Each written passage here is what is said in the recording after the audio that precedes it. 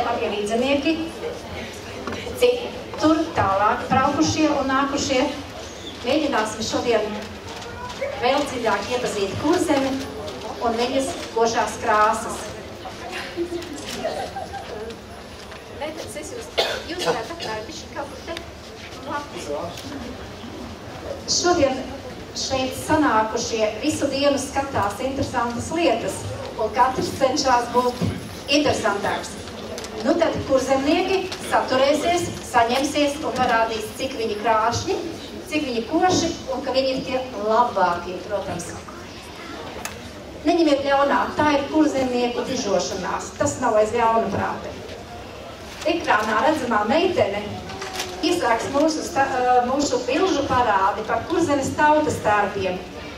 Un esmu aicināta un arī ar prieku braukusi pie jums, lai pavēstītu, ka Kurzemē ir pašiem savs Kurzemes tautas tērpu informācijas centrs, kas dzīvo Liepājas muzejā, strādā zem muzeja jumta. Tātad Kurzenieces Villainas. Tātad Kurzemes tautas tērpu informācijas centrs, kas labprāt palīdz, stāsta, saved kopā ar labiem meistariem, mēģina nopietnāk skatīties uz to, kas ir palicis no tālienes un no senatnes, kā tas veidots, pārveidots, kā atnāc līdz mūsdienām un tam līdzīgi. Un šodienas stāstījumā mēģināsim tā vienkārši, gan jūs, gan es, vienkāršiem vārdiem un ar siltiem skatieniem paskatīties uz Kurzemes tautas tērpiem. Tur tā daļā meitene, es domāju, virgas bērzu pirzī skrien. Un tālāk mēs jūs parādīsim dažas kurzemnieces, kuras tapušas Rīgā pie mūsu kolēģiem senās klēts meitenēm. Būsiet varbūt, ja viņas kaut kur redzējušas. Un šādi patreiz rādītie, patreiz rādītie tērpi ir paskatāmi Rīgas centrā senajā klētī, bet mēs atrodamies tālu Liepājā. Jau pamanījāt, cik kurzemnieces krāšņas, ja vēl varētu mazliet gaismu mums te samazināt, viņas būtu vēl košākas. Nav tā, ka tikai muzejā glabājās tautas tērpi vai šodien kāds deju kolektīvs uzvilcis. Tautas tērpi tiek valkāt arvien vairāk. Visa šo tērpu darināšana ir izvērtusies pavisam interesanta. Ne tikai dziesmu svētku gados, bet šobrīd ļoti aktuāli tas notiek to latviešu vidū, kuri šobrīd šeit nav, kuri strādā un dzīvo ārpus Latvijas. Man ir īpašs prieks par latviešiem ārpus Latvijas, kas cenšas iegūt sev tautas tērpu, cenšas pavaicāt, kā to darīt, sazinās un visādi citādi cenšas ieteikt arī savus bērnus. Reizē ar mani, bet varbūt vēl uz priekšu. Tātad jūs redzējāt tikko tērpus, kas darināti mūsdienās, un turpinājumā mēs iziesim cauri, varbūt tādā ātrā riksī, tai īstajai patiesībai, kuru glabās arī šis nams. Tātad Nacionālais vēstures muzejs, etnografijas fonds, kurā ir saglabājušās patiesās ziņas, tādēļ, ka tur ir saglabāti patiesie tautas tērpi. Dažās ekspedīcijās starpkaru periodā ir izdevies šo to savākt. Šodien tikai par Kurzemi. Nu, nestāstīšu par katru, jūs jau lasiet un redziet, katrā ziņā kurzemnieces vienmēr bijušas košas, vienmēr bijušas ar rotām, ļoti izrotātas, vienmēr ir daudz pratušas strādāt rokdarbus. Un pašas centrālās, pašas skaistākās meitas bijušas Kuldīgā, Alsungā, Ventspilī. Un jūs viņas tagad redzat gan uz ekrānu, gan varēsiet pārlapot Kurzemē veltītā tautas tērpu grāmatā, kura mums ir patiesa vērtība un kuru ir sagatavojušas un jau vairākus gadus tautā laidušas vēstures muzeja speciālistas. Nu, suitu tērpi jūs šodien jau redzējāt un iepazināt, un šeit man blakus arī ir suitu meitenes. Varbūt, ka mēs viņus varam mazliet pakustināt, tad kāds solīt paiet uz priekšu. Tātad viena no košākajiem tērpiem Kurzemē, Alsungas tērpi, Un kā redzat, var lieliski apģert arī mūsu jaunās kurzemnieces. Nav tā, ka tikai jāstaigā līnu brunčos un viss. Tātad turpinām skatīties Kurzemes tautas tērpus, oriģinālos tautas tērpus, kuri nav speciāli šūti šajās dienās, bet kuri ir saglabāti, kurus var paskatīties Vēstures muzejā, varēs paskatīties, ka tas atkal varēs mūs uzņemt. Skaistās saka, arī šodien jūs viņus redzēsiet tuvāk, varēsiet apraudzīt. Es jums silti iesaku nelaist garām izdevību paraudzīt ar roku, uzrunāt vārdā, arī mani tai skaitā, un pavaicāt visu, ko ātrumā var paprasīt. Kurzemes tautas tērpos ir ļoti liela dažādība. Tas veids, kā tērpi tiek valkāti no Ziemeļkurzemes līdz Dienvidkurzemē, ir ļoti, ļoti atšķirīgs. Krāšņie zīda lakati, kuras gan taisnības labāk ir sējuši visā Latvijā. Nu, atcerieties to vienu zīda lakatine, bet šeit runa par ļoti lielu senatni. Ekrānā šobrīd Ziemeļkurzeme, kas ir ļoti īpatnēja, lībieši un atšķirīgi šīs tērpu apjomi, tērpu silueti virzienā uz dienvidiem līdz Nīcai un Lucavai ir ļoti mainīgi. Vēl Kurzemi var saukt par cepurīšu un jaciņu zemi, jo tik daudz fasonu, tik daudz veidu cepurītiem un jaciņām nav nevienā novadā. Es jau baidos, ja vēl ko teikšu labi, jūs teiksiet, kas lielos.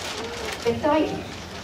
Tātad visdažādākie brunči, svītrās, rūdās, secīgi un savā gaitā un kārtā, kā tie attīstījušies. Tomēr šeit redzamajos attēlos nāk no ļoti tālas senatnes, ļoti tālas. Tālākas, nekā mēs varam iedomāties. Nebūs tā, ka mūsu vecmāmiņas tos uzvilka pirmo reizi. Dziesmu svētku laikā jau pamanījāt informāciju, ka pirmos dziesmu svētkus dziedātāji vispār bija bez tautas tērpiem. Viņi bija aizmirsti, viņu nebija. Otrajos dziesmu svētkos tapa doma, ka visiem jāģērbjas kaut kādos nacionālos tērpos. Un trešajos dziesmu svētkos jau mākslinieki palīdzēja radīt dažāda veida tautas tērpus, tātad mākslīgā veidā. Iespējams, ka jūsu vecvecmāmiņas pūrā ir saglabājušies šie tautas tērpi, kurus radīja apmēram 20. 30. gados. Bija novadi, kurus nevarēja nekādi pārmainīt, nestilizēt, ne uzlabot. Tā ir Nīca, Lucava, Vārta, Ausunga, Kuldīga, Ventspils. Viņiem bija saglabājušies materiāli, audumi, paši tērpi, rotas no ļoti lielas senatnes. Visi Kurzemes novadi nav tik bagāti ar seniem krājumiem. Nākās ļoti domāt, kā apģerties, ja kaimiņu ciemā viss ir mugurā valkams un zināms, bet manā ciemā, piemēram, tā nav. Tādēļ arī esam mēs, Tautas tērpu informācijas centrs, kas palīdz lauzīt galvu. Un reizēm arī mēs nevaram saprast, kā darīt. Tad mums vēl ir maza saujiņa vēsturnieku un pētītāju, kuri to labi zina Rīgā. Tādi jābrauc uz Rīgu. Šobrīd Kurzemes tautas tērpu centrs ir tāds starpnieks starp lielajiem etnografijas fondiem Rīgā un to cilvēku, kurš grib valkāt jaunu tautas tērpu. Tiesa, Liepājas muzejā ir saglabājusies lielākā tautas tērpu kolekcija tieši no tiem tērpiem, kurus jūs šobrīd redziet. Nīca, Rūcava, Bārta. Nīcas sarkanos brunčus šķiet, ka visi pazīst. Tie ir gan apdziedāti, gan aprunāti. Tur ir bezgalīgi daudz variantu. Tagad redziet pat Līgavas vainagu. Tātad izejot pie vīra, bija jāliek Dienvidkurzemē ļoti greznas vizuļu vainags. Būsiet jau pamanījuši, ka kurzemietis staigāja arī ar augstākiem un graznākiem vainagiem nekā vidzemē vai zemgalē. Tātad domāju, ka pēc šīs sarunas iecerēsiet braukt uz mūsu pusi, un tur mēs šos krājumus parādīsim un ļausim pataustīt. Šobrīd visiem pazīstamā Nīca un Bārta ar saviem košajiem brunčiem, Tātad pamanījāt, ka ļoti daudz rotu, ļoti daudz rokdarbu, ļoti daudz izšuvumu, un paskatiet tai virgas meitai, kas tur kājās stāv, cik daudz to saktu. Tas ir lielākais krājums, kādu esmu redzējis Kurzemē vienai meitai mugurā. Riekuli ir turpat blakus, arī tur, redziet, kāda ir virgas meitene, tā, kas tur skrēja pa to birzi. Tai skrejošai meitenei vēl nebija tik daudz to saktu, šodien varbūt ir. Un te vēl Liepājai ļoti raksturīgais pērkonis tautas tērps, un tāds mums ir arī šodien. Palūksim Astrai kādu solītu uz priekšu panākt. Šodien radītājs pēc senajiem zīmējumiem, pēc skicēm, pēc auduma gabaliņiem, kur ir saglabājušies. Tātad pērkona Liepājai ir raksturīgākais tērps. Nereti viņi sauc arī par Liepājas tautas tērpu. Un te bija pāris zīda lakati, ar kuriem kreznojās gan kurzemnieces, gan vidzemnieces, gan Zemgalē un arī Latgalē.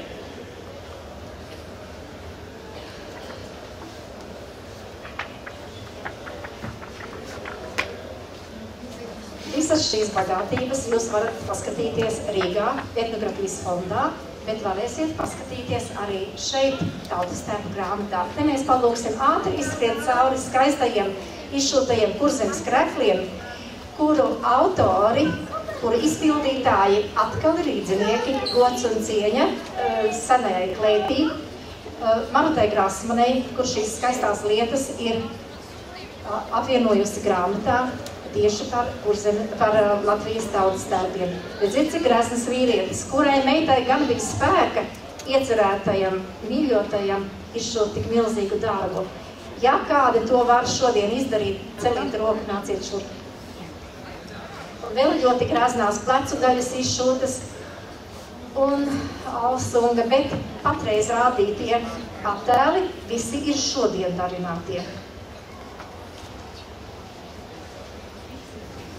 Un tagad pāris vārdus par Suitu novadu. Šoreiz gribu teikt arī par Kurzemes tautas tērpu centru, kurš nemitīgi vāc vēl esošās ziņas interesējās par novadiem. Un šeit ir tādi daži kadri no mūsu Suitu zeķu izpētes. Cerēsim, ka kādreiz izdosies šos rakstus un vēl visus citus šodien neparādītos, izdot kādā grāmatiņā, un Suitu, jeb Alsungas tērpu mīļotāji varēs tur atrast daudz labu padomu. Lūk, skaistās Suitu sievas, kuras te pirms brīža dziedāja. Un viņu zeķes, lai piedabūtu šo skaisto skatu, man bija ļoti jāpiestrādā, lai parādītu mazlietiņu vairāk no tās kājas. Un šeit ļoti vecas, ļoti senas, piedodiet, nekas nav vecs, bet ir senas. Tātad ļoti senas zeķes, pēc kuru paraugiem darbs notiek uz priekšu. Suitu zeķu pētīšana gāja kādus pāris gadus. Suiti ir ļoti saņēmušies. Šobrīd viņiem palīdzība vairs nav vajadzīga. Viņi prot tikt galā ar saviem tērpiem. Lūk, te ir tāds mazs kadrs no dažām Suitu zeķiem, viņu rakstiem. Priecājos par Alsungas novadu, par šiem cilvēkiem, kuri ļoti daudz strādā pie sava tautas tērpa saglabāšanas un sava novada saglabāšanas. Un tagad par Vērgali. Netālu no jūras, pa vidam, Kurzemē atrodas ciemats Vērgale. Pirms nedēļas viņi prezentēja savu dejotāju jaunos tērpus, un es viņus mīļi aicināju braukt līdzi šodien šos tērpus parādīt jums, vismaz daļu no tiem. Un tagad jūs viņus redzat bildēs vispirms. Tātad dejotāji, deju kolektīva Vērgalītes dejotāji, šodien ir bagāti ar dažādiem Latvijas novadu tērpiem. Šodien mēs jums rādam tikai Kurzemes daļu. Un atkal jūs redzat, cik atšķirīgi ģērbušās kurzemnieces katrā savā ciematā, savā pagastā. Un vēl gribu pateikt, ka ar tādu mīlestību, ar tādu prieku, kādu pagājušā sestdienā pagasta svētkos tika rādīti jaunie tērpi, tas ir reti un skaisti un varbūt vēl mīļāk nekā šis brīdis, kad mēs par to runājam šodien. Tad pēc tērpu demonstrēšanas sākās tērpu apspriešana, redzēt, tur pat tiek rādīti brunči, kur ir vēl apakšā uzvilkti. Tad notiek kāda konsultēšanās, kāda parunāšanās, vai tur tiem uzturītie īstie, ko vēl darīt un kā tur būt. Un tad vēl pāris lielisku kadri, kur mēs redzam visu Vērgales skaistās dejotājus un dejotājus, kuri tagad ir sadākuši bildēties. Un nu man gribās aicināt pašus vērgalniekus parādīt mums šos tērpus. Šeit pat un uz vietas.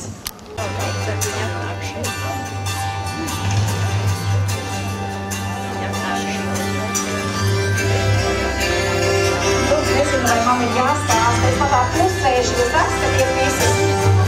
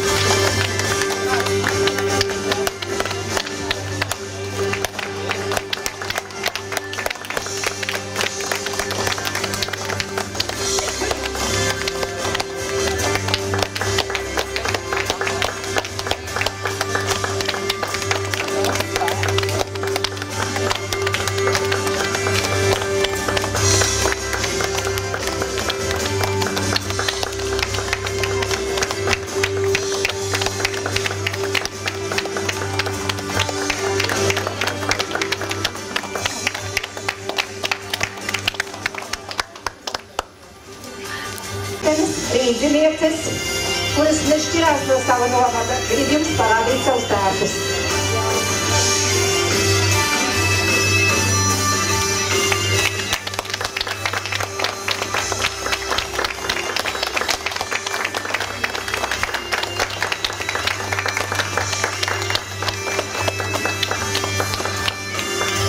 Un vēl kādu apli palūksim iztaigāt arī Ziemeļkurzemes tērpu, Ugāles tērpu.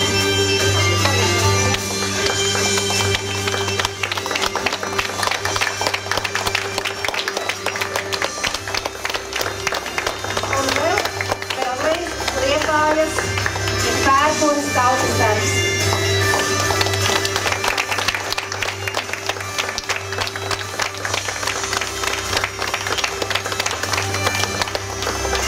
Pērkonas darbs ievērojams ar to, ka viņam ir tik daudz dažādu sīksību brunču, ka tur vienādām parādīties sevišķi sarežģīti. Un tas ir skaisti, ka nav jābūt vienādām, varbūt dažādas. Bez tam jūs varbūt pamanījāt, pērkonas brunčiem ir vissīkākais svītrojums ne tikai Kurzemē, bet visā Latvijā. Sīki un skaisti. Un tagad vēl mazliet. Vēl pāris kadrus no skaistās virgas, kuru šodien te neredzējāt. Tad ļoti grezni tērps no tā laika, kad viņš bija vienkrāsājums un viss greznums brunču apakšējā malā un greznajā ņieburā. Tikpat grezni, tātad tuvu Lietuvas robežai, ir arī galvas rotājumi, skaistās zeķes, viss ir foršs, un jau vairāk sarkanā, oranžā, rozā, tas viss Kurzemē piedienas. Un vēl pāris pērkonas bildes. Gribēju parādīt, cik grezni viņas ir, šie tērpi ir izšūti, cik daudz tur darba. Simfoniskā koncerta apmeklētāji. Aicinām doties uz Ziedoņu zāli bibliotekas pirmajā stāvā. Koncerts sāksies pēc 5 minūtēm. Paldies!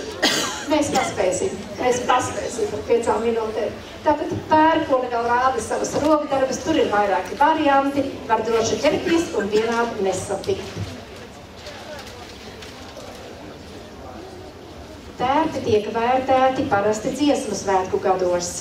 Tad tiek sasaukti ļoti zinoši cilvēki, žūrija, kura apskatās, kuram ir labāk, kuram to pirmo, kuram to otro un kādu vēl vietu. Ir vairākas nominācijas, un tas ir ļoti interesanti. Un šeit paskatīsimies pie reizes arī vaiņodas tērpi, pāris kadru tērpi, kuri tapa uz šiem dziesmu svētkiem, un šādi apģērbušās ir dziedātājs un dziedātāja vaiņodēm. Un saka, es esmu saka, bet arī uz ekrāna ir saka. Sakā neparasts ir vainags, 3 veidu villainis, ļoti graznie izšuvumi. Rotu tik daudz, ka vajag krietnu ganāmpulku, lai tās saktas sapirktu par katru ragalopu, droši vien, diez vai tur tā viena iznāca. Te mazliet ugāli, un daži kadri vēl no tautas tērpiem, kuri darināti nesenatnē, bet tagad. Tātad tāds īsts mazs materiāls par to, ar ko nodarbojas Kurzemes tautas tērpu informācijas centrs.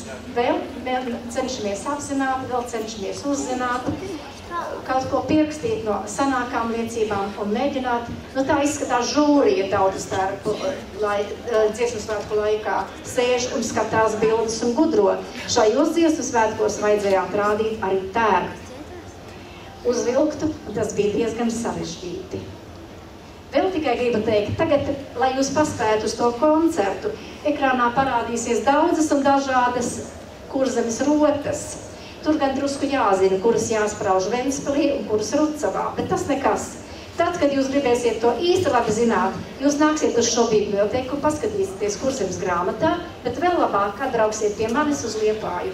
Es jums visu izstāstīšu. Vēl es tikai gribēju pateikt tādus ļoti labus vārdus. Man ir izdevies būt 4 dziesmu svētkos. Es esmu tik sena. Un pēdējos dziesmu svētkos mēs nonācām pie secinājuma. Es gribu piesaukt Aiju Jansoni, Ilzi Ziņģīti un vēl daudzus Ziedīti Mūzi, Lindu Rubēnu un vēl daudzus speciālistus. Mēs nonācām pie secinājuma, ka viss iet uz labo pusi. Viss iet uz labo pusi ar lieliem soļiem, jo tādā līmenī, kā tagad tiek uztaisīti tautas tērpi, tik atbilstoši senajiem krājumiem, nav bijis nekad. Tātad uz priekšu ķeramies pie tautas tērpiem. Braucam uz Liepāju, uz tautas tērpu centru, bet nākam vispirms uz biblioteku. Paldies!